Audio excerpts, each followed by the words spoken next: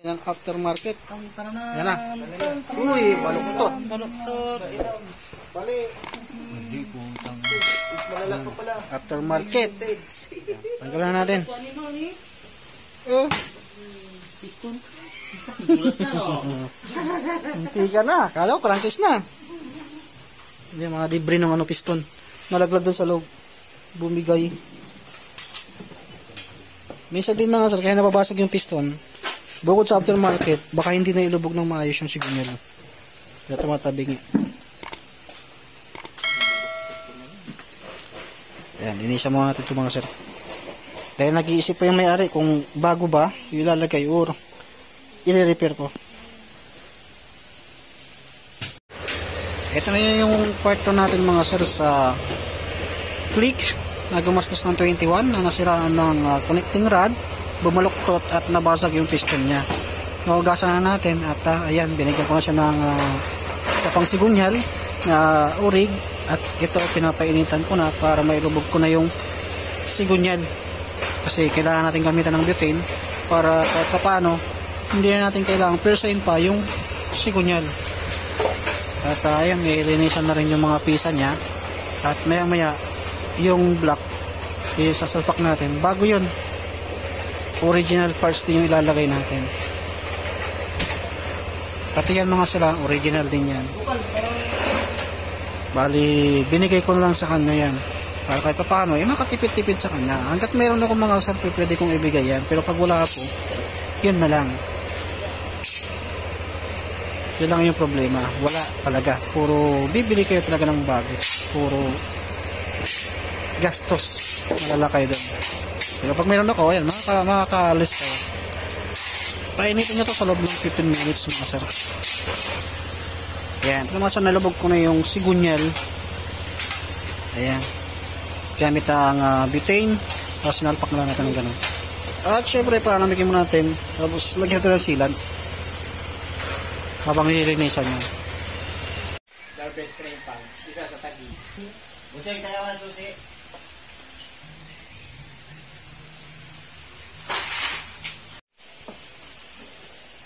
Yan, dumating na yung pinadeliver nating balbula. Kasi bumaluktot yung exhaust na balbula. Kasama yun sa nadamay na tumukod doon sa pagkasira ng piston.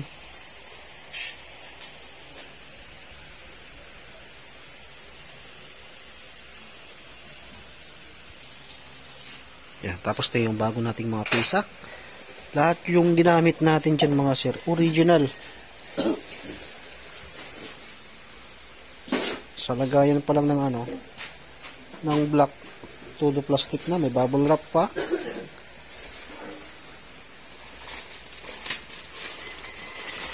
Ito yung sigunyal na binigay ko dyan mga sir, original din yan.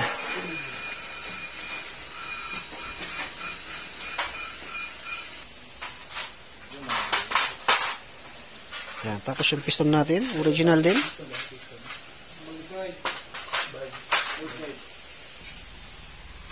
Ayan, nasalpakan natin yung bagong block natin, yung piston.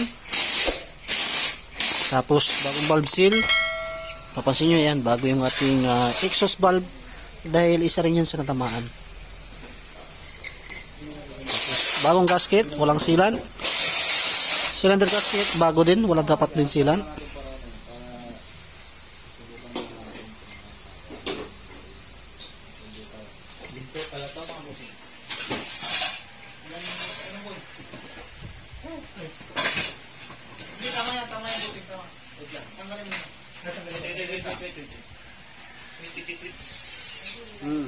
Na.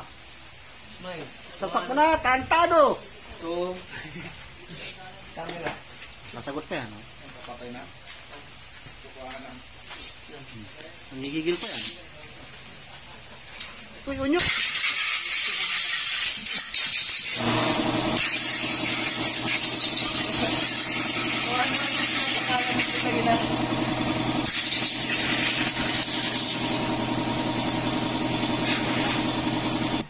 Tagal na. Tanggap ko na yun. Ha? Pangit ka? Oo. Talaga naman eh. Yan ang binigay ng Panginoon eh. Alam mo babaguhin mo yan. Ano gas? Buloy? Sige na, sakam na yan. I am the king of the world.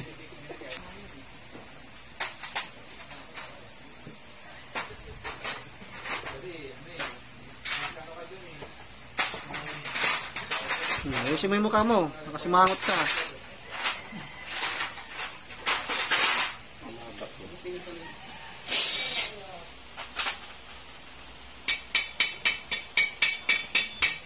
Ano yun? Ito mga sir, nabuha natin yung makina. Naggumastos ng 21. At yan, yung kanyang chassis. Sasampa natin dito.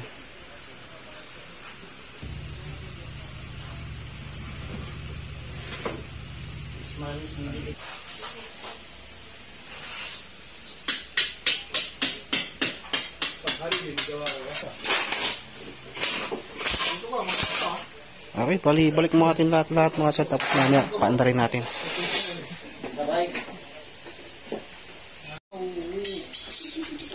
Ayan, nabalik naman natin lahat na. Pati yung wire dito. At lagi kong sinasabi na ito, iniibabaw ko na lang para hindi masira yung wire dyan. Siya yung dahilan na nagkasira na ECU. Yan, iniibabaw ko na lang dyan.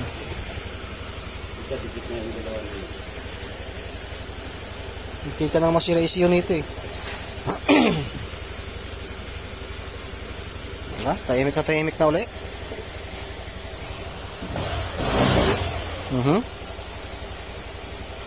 Baba pa lang ang kilometer nito 41,000 pa lang, no? Kaso ganun talaga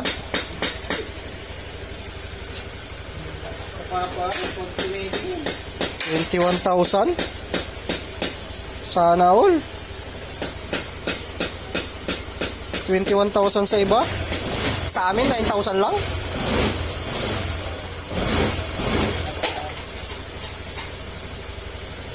Siyempre matik yan, dadayagos natin.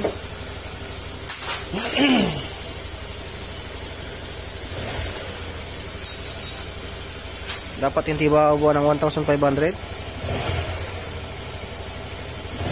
Kasama konti. Patay mo, huwag mo bumambay. Apa na yan?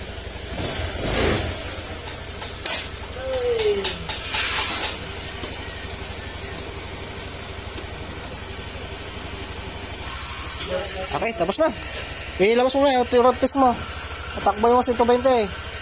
Yan, dinala sa atin ito mga sir na hindi na umaandar dahil sabog na makina. At ngayon, umaandar na. Sa halagang 9,000, ayan. Basta hanggat meron ako mga sir, bibigyan ko yan mga sir. Ito yung may-ari eh.